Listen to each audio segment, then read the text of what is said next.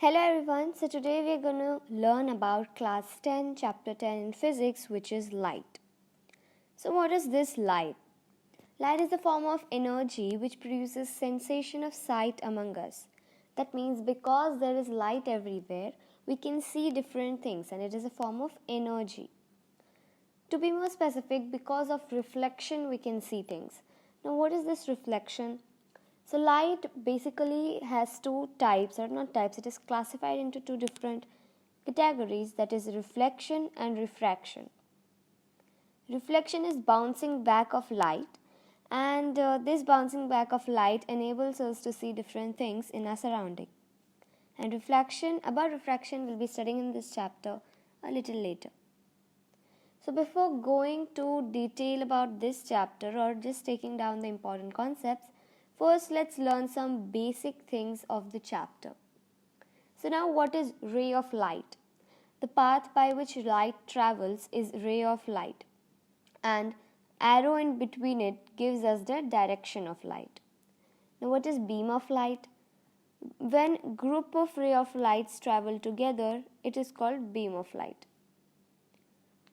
Now there are three different types of beam of lights. First we can say they are diverging, they are converging, and then they are parallel. Means parallel beam of lights are traveling together. Converging means different beam of light together come and they converge on the same point. And diverging means from one point different beam of light diverge to different directions. So now let's see about luminous and non-luminous objects. So you might already know, you have studied back in your lower classes, luminous means the object that possesses their own light, and non-luminous means they get the light from others or they do not possess their own light. Now a medium. So for bouncing back of light, we need a medium, we need something from which the light will bounce back, right? So that is called a medium. It is any substance through which light bounces or light passes. So there are three different types of mediums. One is transparent, which is a transparent object or a transparent medium allows light to pass through it completely, like your windows. Okay, and now our glass. Now let's see translucent. Translucent substances, a translucent medium are those substances that allow light to pass partially through it. For example, tissue. Tissue is a translucent object. Completely light won't pass and it's not opaque. So now what is opaque object? Opaque objects are those objects who don't allow light to pass through it at all. No. For suppose your book, your plate, your table, your chair, everything around you, not everything, mostly the things around you are opaque. So now let's see about reflection. Bouncing back of light, in the simplest words, is reflection. Now if we have to define it, we can say that bouncing back of light in the same medium in which it was traveling before hitting the surface. That means there is a ray that here, as you can see, it is coming from the sun and it has touched this surface and now it has bounced back, right? So this bouncing back of light in the same medium from where this ray came, it is going in the same medium. So bouncing back of light from the same medium from where it has come before hitting a surface is known as reflection. Now there are two types of reflection. One is regular reflection and one is irregular reflection. Regular reflection is a reflection that happens on a smooth and polished surface, because of which what will happen, if three parallel light rays hit a surface, they will reflect back parallelly. But in the case of irregular reflection, if it happens on an irregular or rough kind of surface, so even if three parallel rays hit the surface, they will not reflect parallelly. One would go like this, one would go like this, it would be messy. So regular reflection is a reflection that happens on a polished surface and irregular reflection is a reflection that happens on a rough surface or an irregular surface. Now let's revise the laws of reflection. I'm just taking these all things as an introduction or just to revive your mind because you have learned all this in your lower classes. So now laws of reflection. Before going to laws of reflection, let's understand this diagram. So suppose an incident ray or a ray is coming and hitting a surface, and that surface where it has hit, or the ray which has come to hit the surface, is called as incident ray.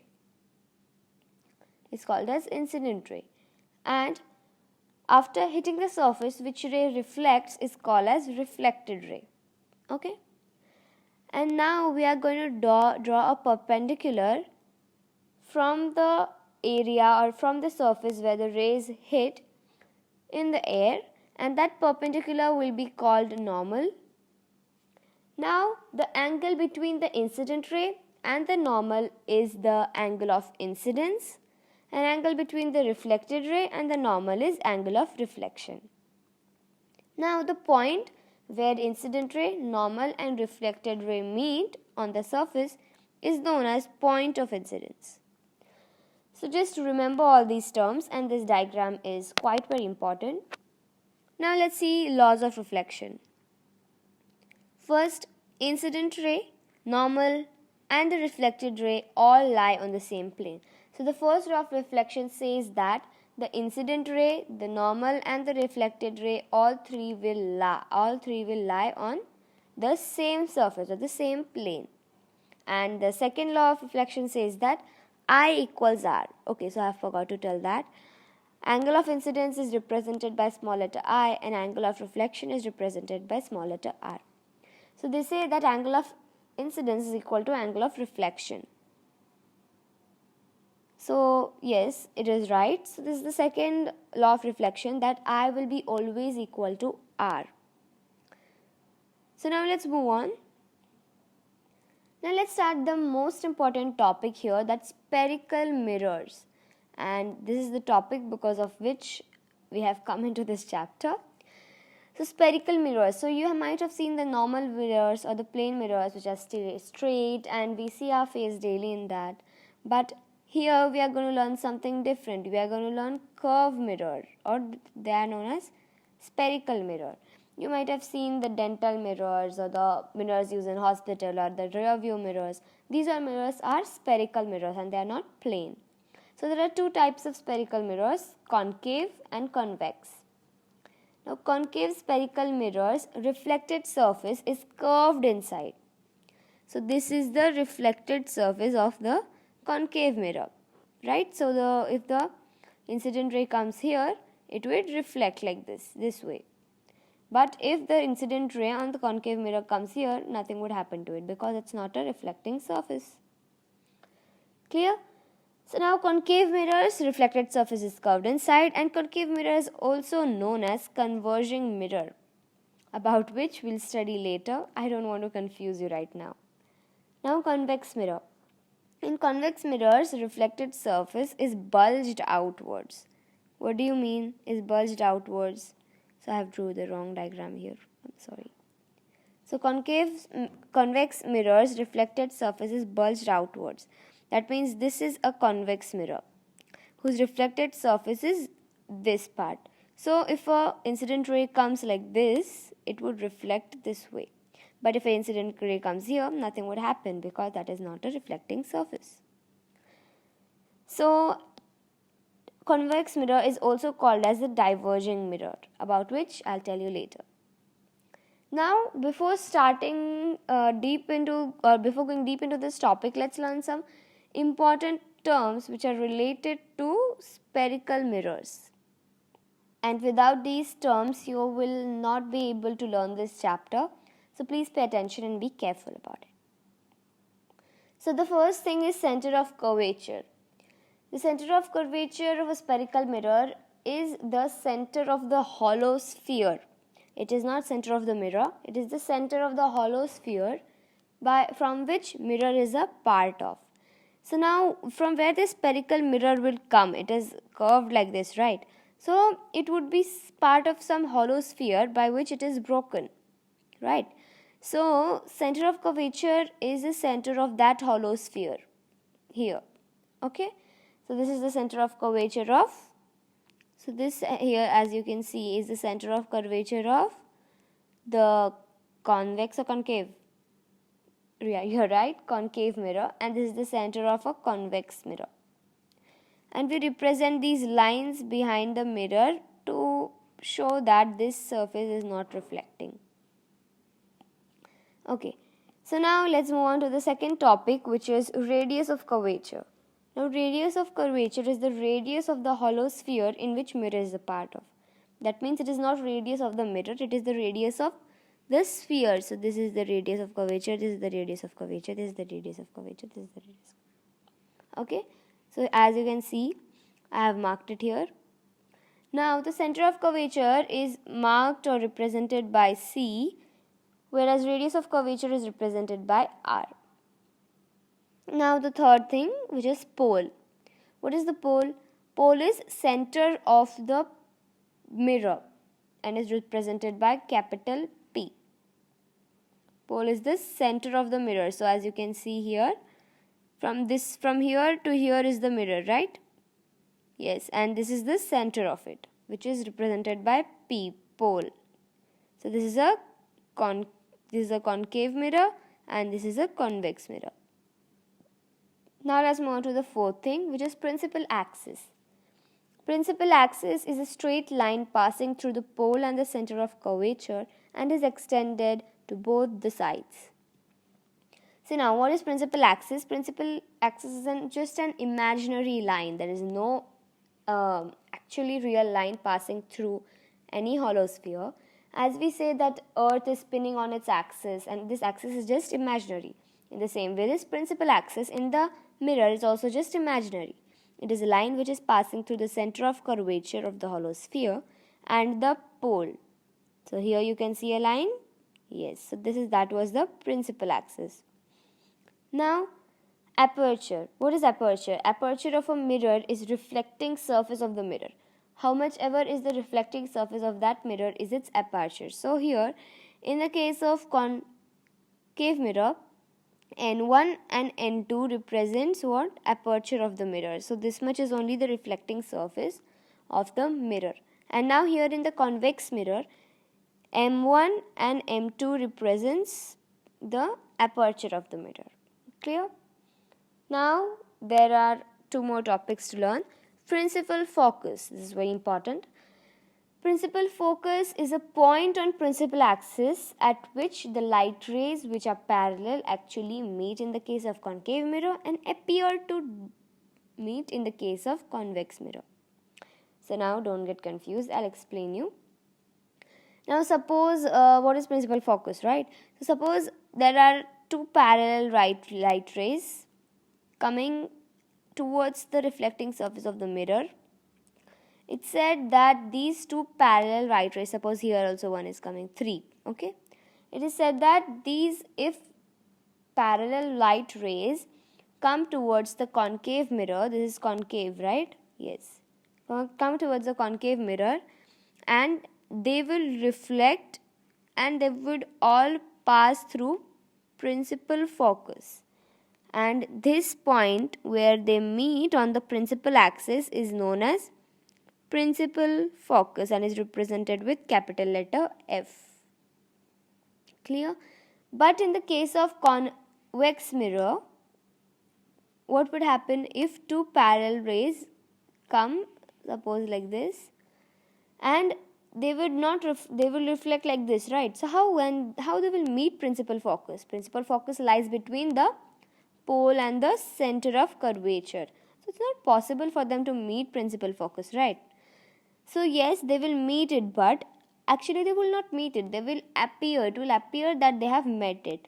So suppose this is going to be reflected like this and this is going to be reflected like this. Clear?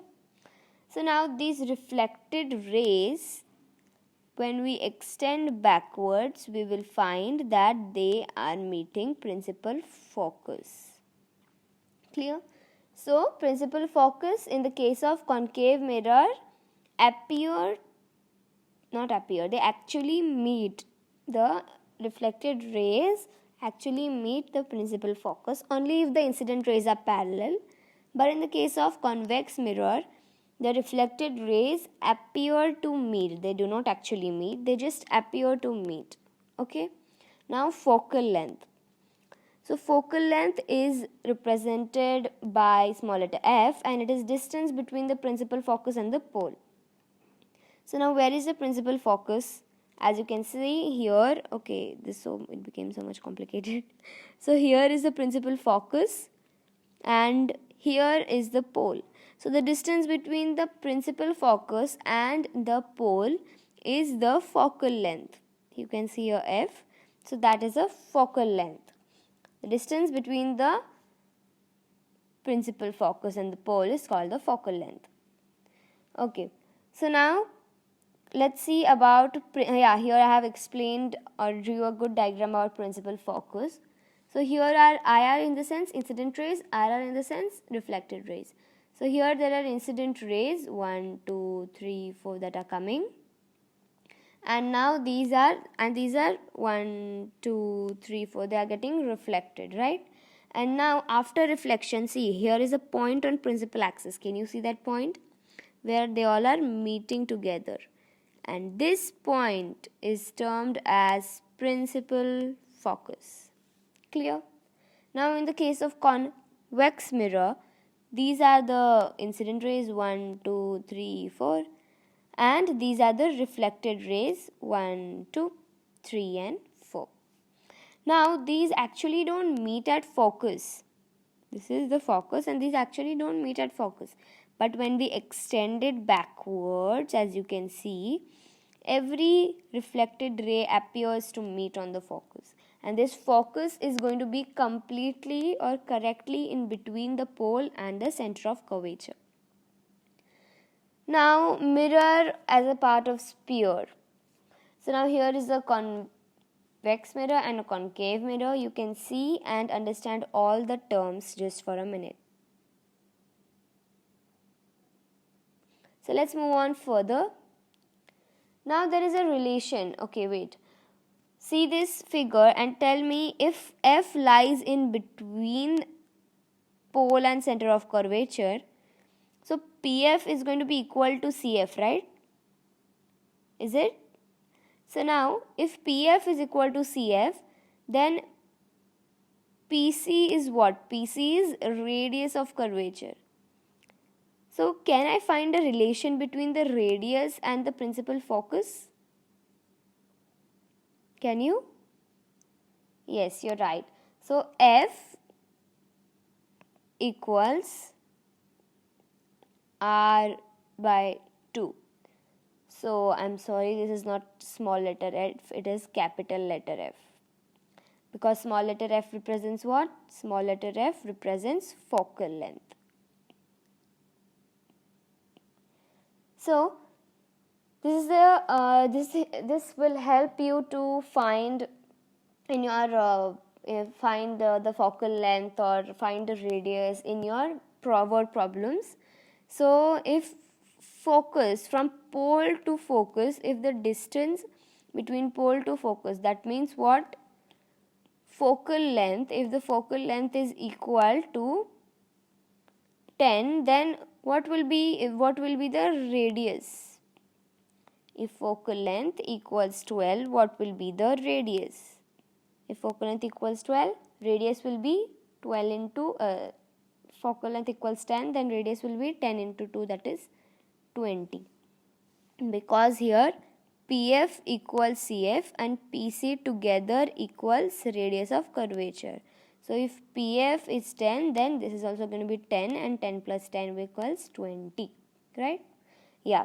So this is about the relation between the radius of curvature and focal length. That means F equals R by 2 or R equals 2F. We can remember anything you like. Now there are certain rules for writing or drawing ray diagrams which are very, very useful in this chapter.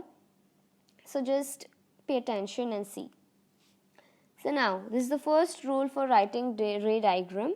A ray parallel to principal axis after reflection will pass through principal focus in the case of concave mirror and appear to diverge from the principal focus in the case of convex mirror. So while explaining the topic of principal focus, I had already told this. So light blue color represents incident rays and dark blue represent reflected, okay.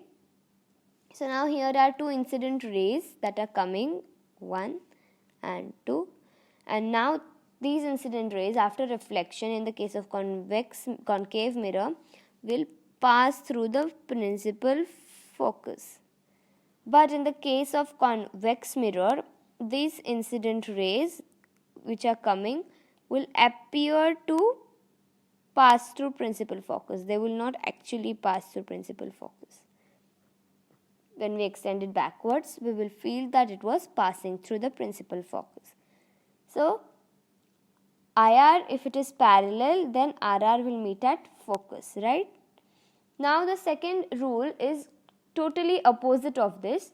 It says that the ray passing through the principal focus of a concave mirror, or the ray which is directed to pass through the principal focus of the convex mirror after reflection will be parallel to the principal axis. So in the previous video, what did we, in the previous slide, what did we see? That if a incident ray is parallel, then the reflected ray would pass through focus.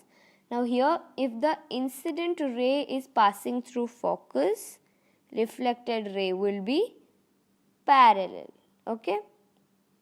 Very good. And in the case of concave mirror, in the case of convex mirror, if incident ray is directed, matlab if you extend the incident ray, it will meet at focus, and the reflected ray of that ray or that diagram will be parallel to principal axis. So now here, if IR is at F, then RR will be parallel. Now let's see about the third ray diagram. A ray which is passing through the center of curvature of a concave mirror or is directed to pass through the center of curvature of a convex mirror, then it retraces the same path after reflection. So see, basically when we talk about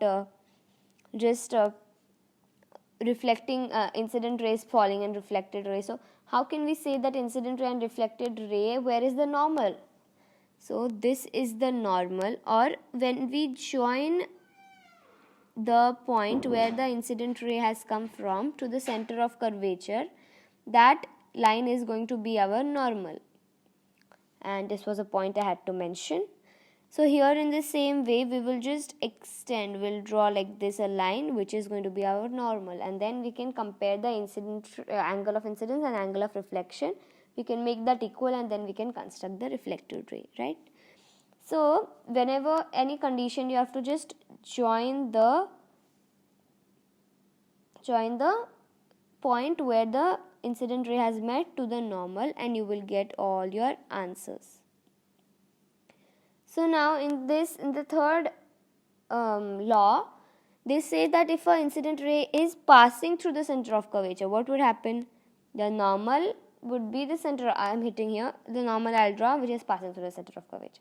So normal is also passing through the center of curvature, and incident ray is also passing. So angle is what? Angle is 0. So naturally reflected ray will also retrace the same path, isn't it? Yes. So, and in the case of convex mirror, the reflected ray and the incident ray will appear to pass through normal. Okay, so this is to the center of curvature. It will just appear to pass, it will not really pass. So in the same way, but they will also be equal. What? I will be equal to R will be equal to N in both the cases of convex and concave mirror.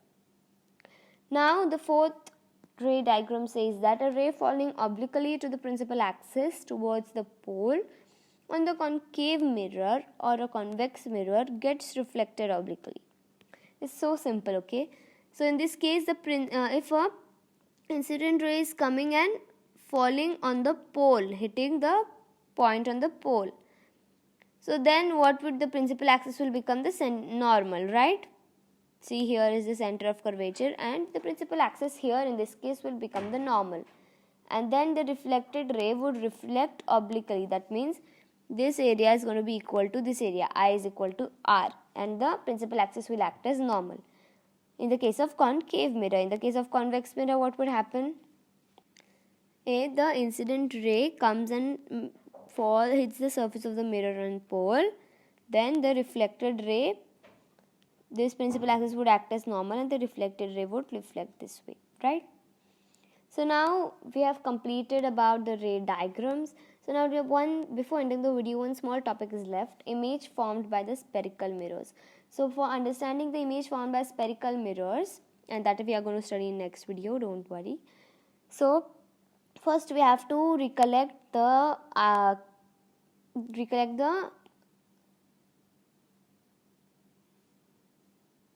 ideas of the image formed by a plane mirror. So image from the plane mirror is laterally inverted. What do you mean by laterally inverted? You might have observed if you lift your right hand in the mirror, in front of the mirror, as you can see the man here, but in the mirror it will appear that you are lifting your left hand. So that's clear. You have already studied this. It's so simple, right? Now the second thing, that the image is erect, right? It is not ulta, it's not inverted, it's always straight as you are. Then thirdly, it is virtual image, okay? It's not a real image, it's just a virtual image. Then fourthly, it is formed behind the mirror. It is not from in front of the mirror, it's from behind the mirror. Then fifthly, the object size, that means your size and the image size is totally same, and the object distance and the image distance is totally same, right? Nice. So this was all about the image from a plane mirror, and now we are going to end this video.